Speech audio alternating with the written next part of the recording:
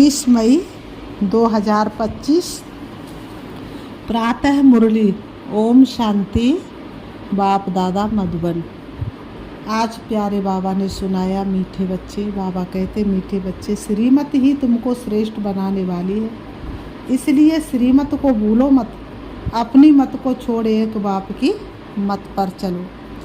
मीठे बच्चे, श्रीमत ही तुमको श्रेष्ठ बनाने वाली, इसलिए श्रीमत को भूलो मत, अपनी मत छोड़ो, अपनी मत को छोड़ एक बाप की मत पर चलो। आज की मुरली से बाबा ने प्रश्न किया है, पुण्य आत्मा बनने की युक्ति क्या है?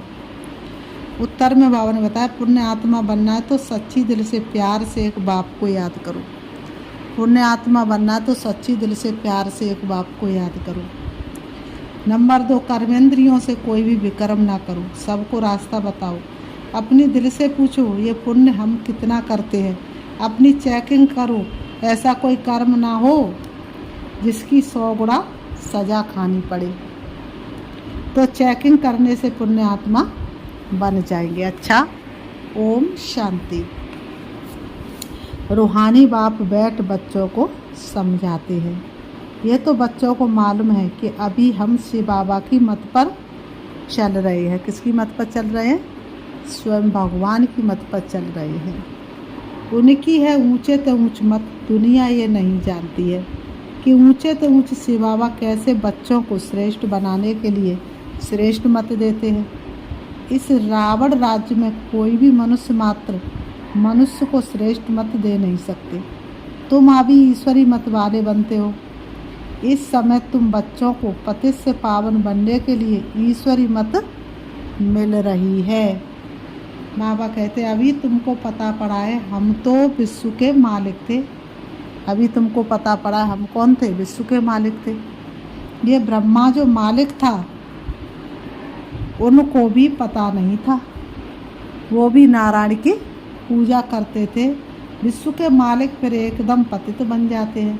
यह खेल बहुत अच्छी रीति बुद्धि से समझने का है। राइट रॉन्ग क्या इसमें है? बुद्धि की लड़ाई। बाबा कह रहे राइट रॉन्ग क्या इसमें है? बुद्धि की लड़ाई।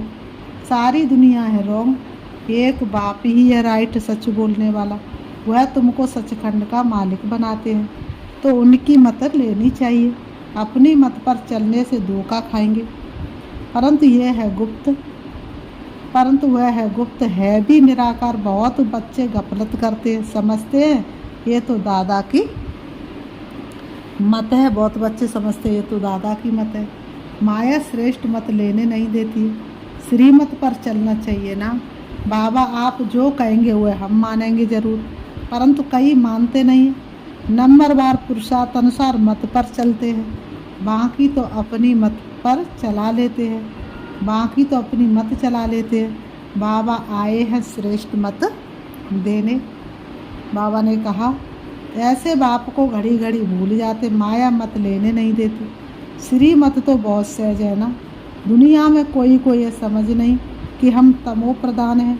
मेरी मत तो मशहूर है, श्रीमत भगवत गीता। भगवान अभी कहते मैं 5000 वर्ष बाद आता हूँ। बाबा कहते हैं आकर भारत को श्रीमत दे श्रेष्ठ से श्रेष्ठ बनाता हूँ। बाप तो सावधान करते, बच्चे श्रीमत पर नहीं चलते। बाप रोज रोज समझाते रहते हैं, बच्चों श्रीमत पर चलना भूलो मत। बाबा रोज रोज समझाते रहते, बच्चों श्रीमत पर चलना भूलो मत। इन ब्रह्मा की तो बात ही नहीं है, उनकी बात समझो।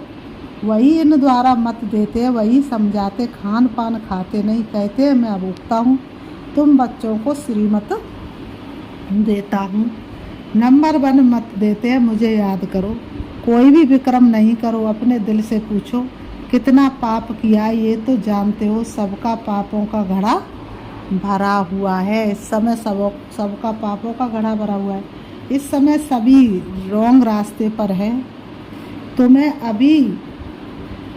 अभी बाप द्वारा राइट रास्ता मिला है। तुम बच्चों को अभी बाप द्वारा सही रास्ता मिला है। तुम्हारी बुद्धि में सारा ज्ञान है। गीता में जो ज्ञान होना चाहिए, बाबा ने कहा गीता में जो ज्ञान होना चाहिए वह है नहीं। वह कोई बाप की बनाई हुई गीता नहीं है। ये भी भक्ति मार्ग में नूंद है। कहते भी भगवान आकर भक्ति का फल देंगे। बच्चों को समझाया है ज्ञान से सदगति होती है। बाबा ने कहा ज्ञान से क्या होती है? सदगति होती है। सदगति भी सबकी होती है, एक की नहीं। आएंगे भगवान धरती पर तो एक की सदगति थोड़ी नहीं करेंगे, सबकी सदगति करेंगे। दुर्गति भी सबकी होती है, इस समय सबकी दुर्गति है, चाहे राजा, चाहे रंक, चाहे फकीर। ये तो दुनिया ही तमो प्रधान है। बाबा कहते ये सारी दुनिया ही तमो प्रधान है, माया भी संसार है, सतो प्रधान कोई है नहीं। पुनर्जन्म लेते लेते अब पिछाड़ी आकर हुई है, अब मौत सबके सिर पर खड़ा है। भारत की ही बात है, गीता भी है देवी देवता धर्म का शास्त्र, तो तुम्हें दूसरे कोई धर्म में जाने से क्या फ़ायदा। हर एक अपनी अपनी कुरान बाइबल आदि ही पढ़ते हैं, अपने धर्म को जानते हैं। एक भारतवासी ही अन्य सब धर्मों में चले जाते हैं और सब अपने अपने धर्म में पक्के हैं। हर एक धर्म वाले की शकल आदि अलग है। बाप स्मृति दिलाते हैं, बच्चे तुम अपने देवी देवता धर्म को भूल गए हो।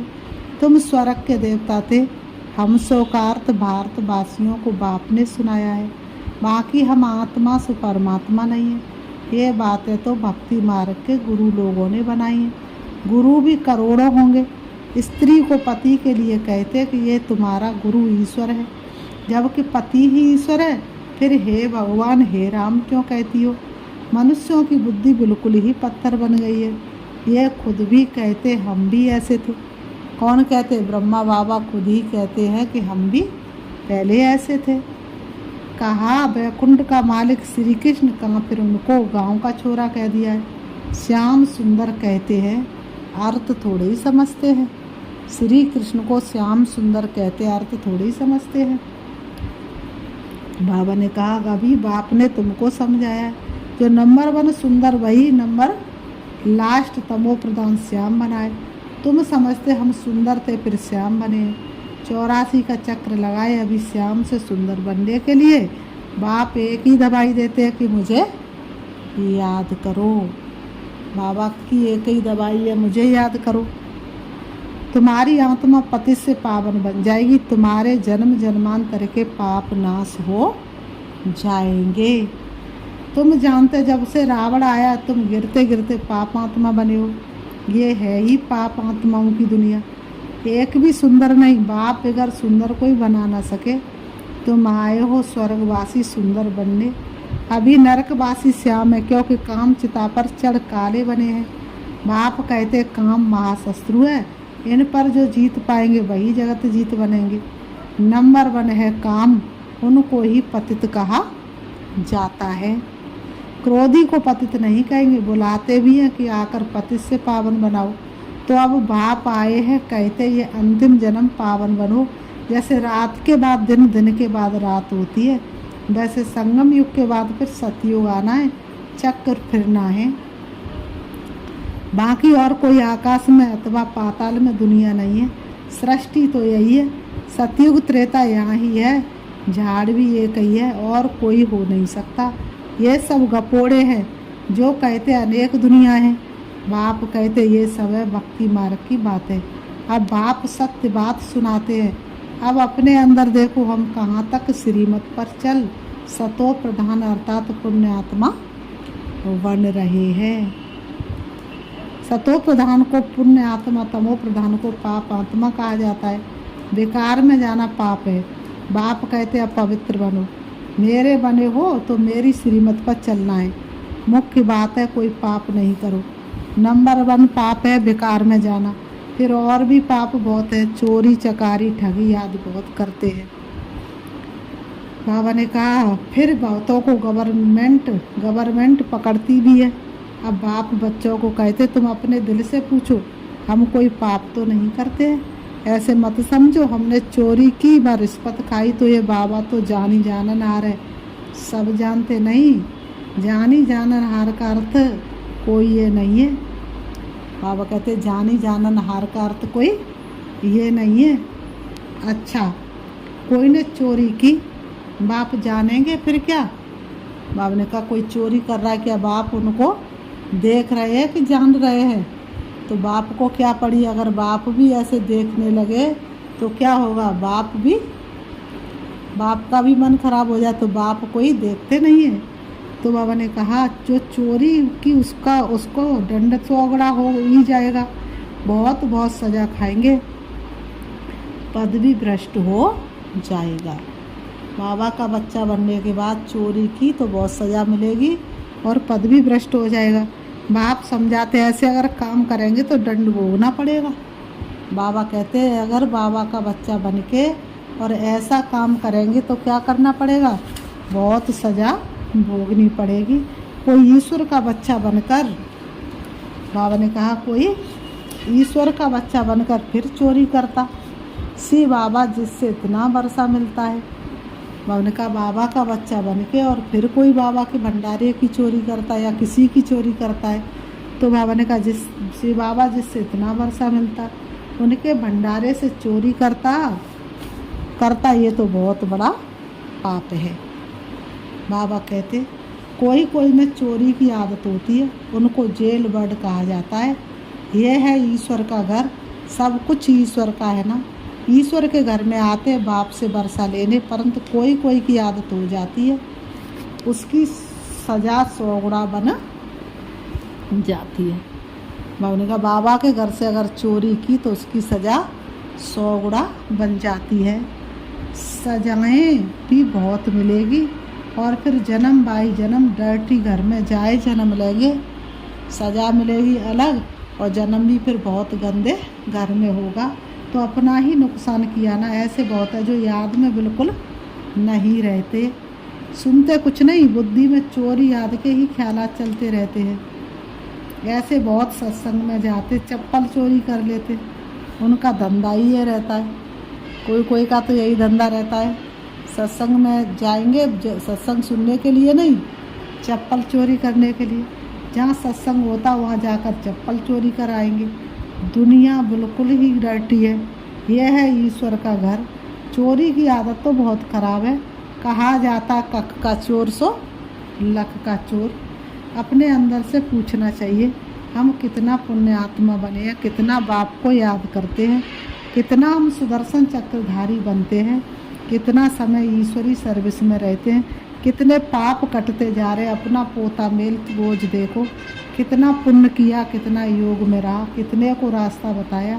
धंधा आदि तो भल करो, तुम कर्म योगी हो, कर्म तो भल करो। भगवान का धंधा आदि करने के लिए मना थोड़ी नहीं किया है, धंधा आदि भल करो, तुम कर्म योगी हो, कर्म करो। बाबा ये बैजिज बनाते रहते, अच्छे लोगों को इस पर समझाओ।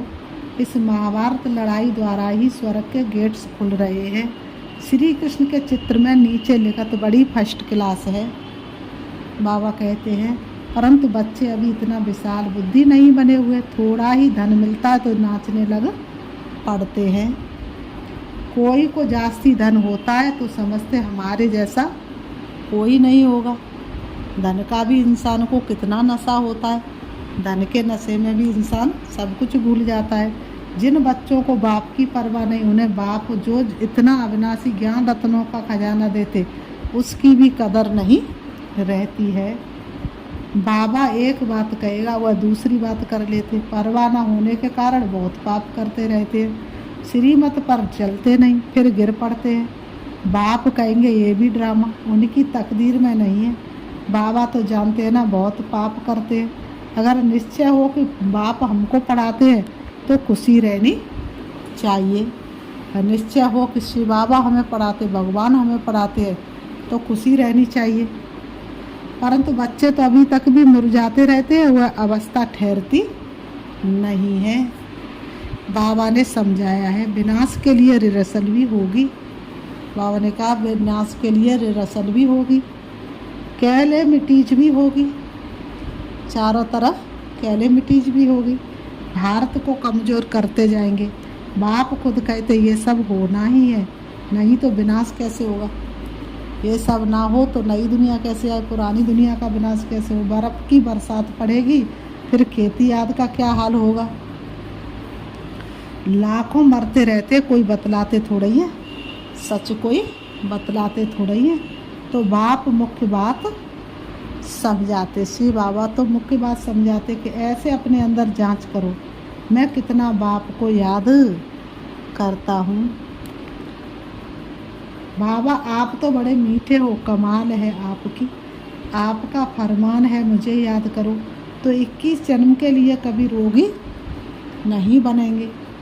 अपने को आत्मा समझ बाप को याद करो तो मैं गारंटी करता हूँ सम्मुख बाप तुमको कहते हैं, तुम फिर औरों को सुनाते हो।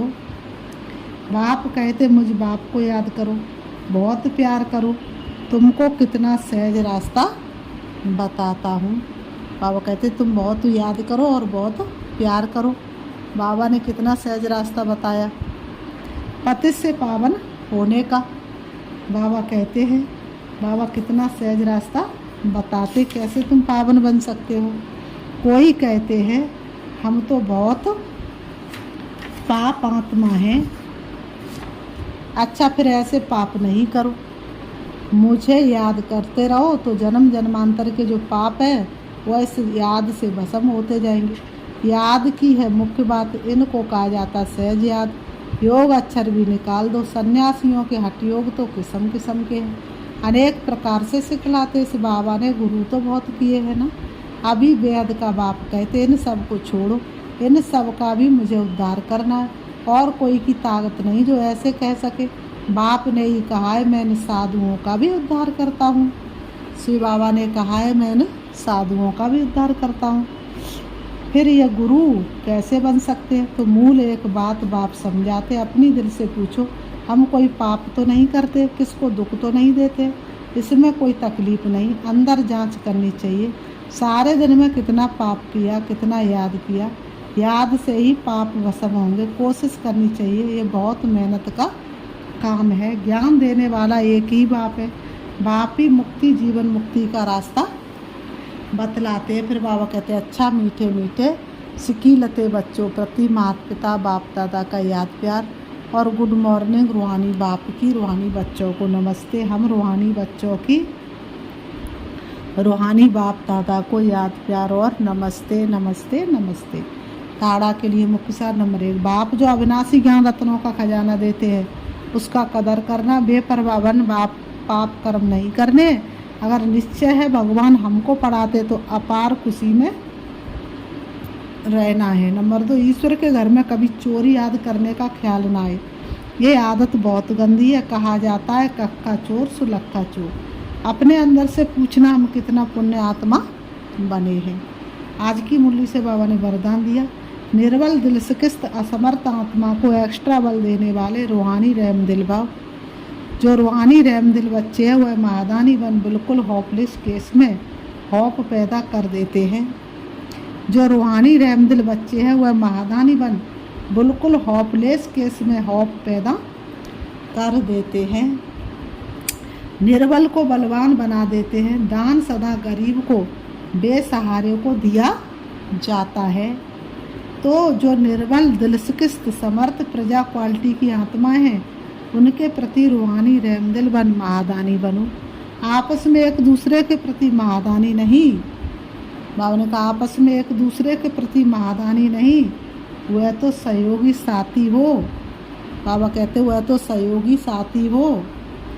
बाबा ने कहा भाई भाई हो, हम शरीक पुरुषार्थी हो, सहयोग दो दान नहीं। आज की मुरली से स्लोगन दिया है बाबा ने, सदा एक बाप के श्रेष्ठ संग में रहो तो और किसी के संग का रंग प्रभाव नहीं डाल सकता। सदा एक बाप के श्रेष्ठ संग में रहो तो और किसी के संग का रंग प्रभाव नहीं डाल सकता। अव्यक्त इशारे रूहानी रॉयल्टी और प्योरिटी की पर्सनैलिटी धारण करो। रूहानी रॉयल्टी और प्योरिटी की पर्सनैलिटी धारण करो। प्योरिटी के साथ साथ चेहरे और चलन में रूहानियत की पर्सनैलिटी को धारण कर इस ऊंची पर्सनैलिटी के रूहानी नशे में रहो। अपनी रूहानी पर्सनैलिटी को स्मृति में रख, अपनी रूहानी पर्सनैलिटी को स्मृति में रख, सदा प्रसन्न चित्त रहो तो सब प्रश्न समाप्त हो जाएंगे। बाबा का सब प्रश्न समाप्त हो जाएंगे। अशांत और परेशान आत्माएं आपकी प्रसन्नता की नज़र से प्रसन्न हो जाएंगी। अच्छा, ओम शांति, ओम शांति।